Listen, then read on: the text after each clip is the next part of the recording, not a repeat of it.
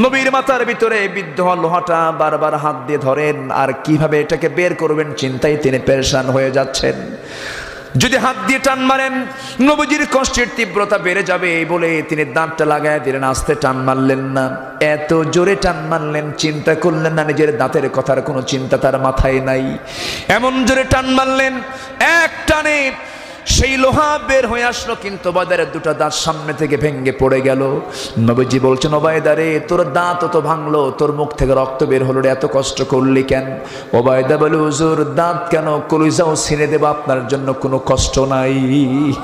জোরে বলি সুবহানাল্লাহ, আরো জোরে বলি সুবহানাল্লাহ। আমার বন্ধুগণ, সেই ভালোবাসার নবী, প্রাণের নবী, জীবনের চাইতে প্রিয়, যাকে আমাদের ভালোবাসতে হবে, যাকে প্রিয় ভাবতে হবে, সে রাসূলকে নিয়ে যদি কেউ কথা বলে, আমার ভাই হলেও তো ছাড়বো না, আমার বাপ হলেও ছাড়বো না, ঠিক কিনা?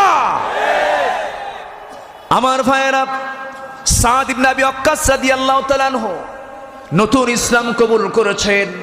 মা খাওয়া দাওয়া ছেড়ে দিয়ে বলে, বাজান তো ইসলাম না ছাড়া পর্যন্ত আমি আর খাবো না, আমি মরে যাব। সাদ বিন আবি ওয়াক্কাস বলছেন, মা তুমি খাওয়া ছেড়ে দিয়েছো ভালো কথা, এবার এই খাওয়া ছেড়ে দিয়া যদি তুমি মরে যাও, একবার নয় দুবার নয় 100 বার যদি মরো, 100 বার যদি জিন্দা হও, তোমার সন্তান নবীর দরবার ছাড়বে না।